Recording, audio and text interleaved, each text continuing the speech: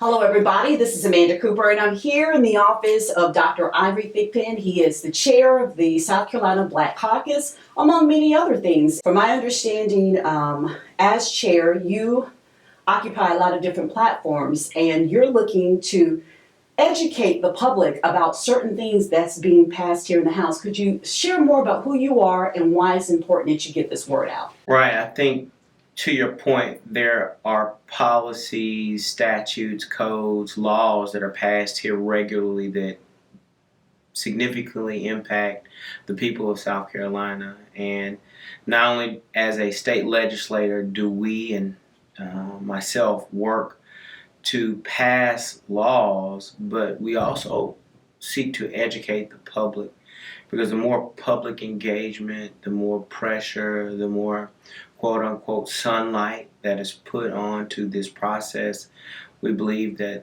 it produces better legislation, better bills to help the people of South Carolina.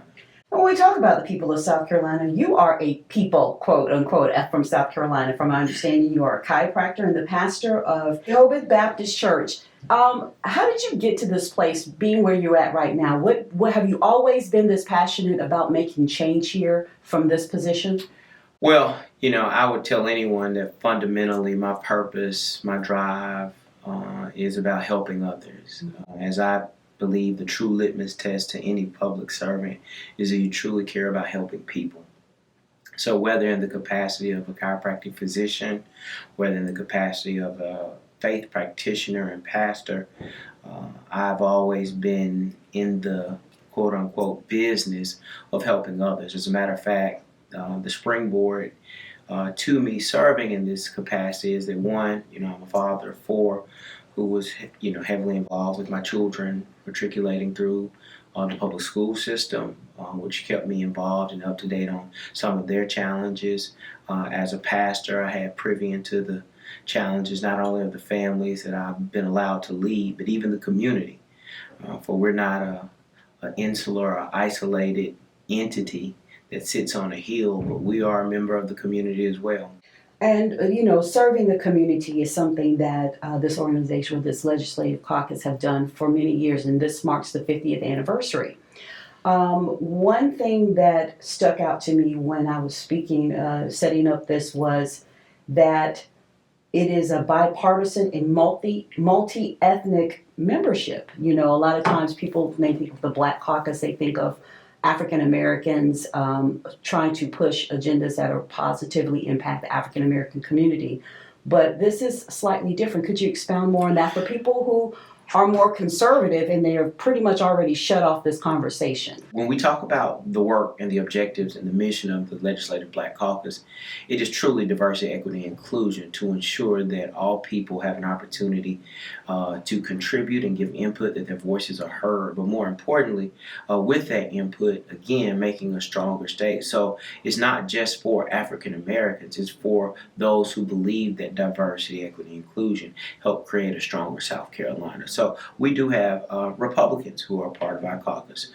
We have Democrats, we have whites, we have blacks, we have a diverse makeup, because I believe that is the strength of the caucus.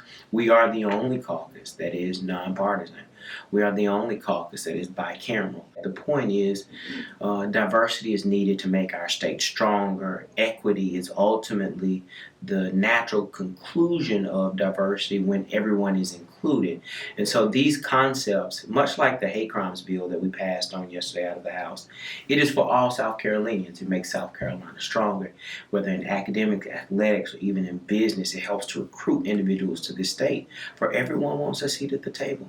And there is enough for everyone. As a matter of fact, we create more when we work together.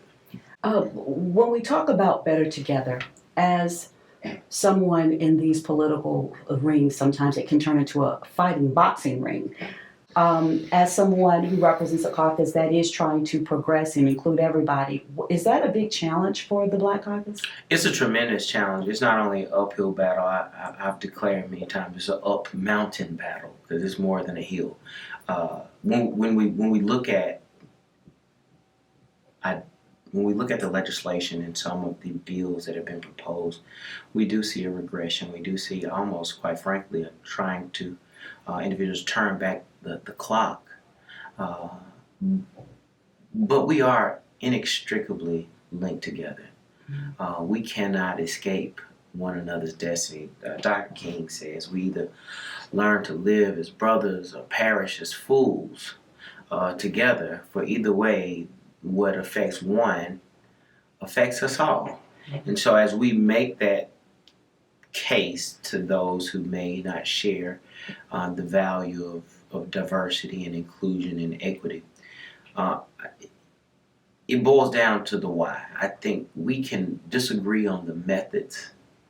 I think we can disagree on the what and the how.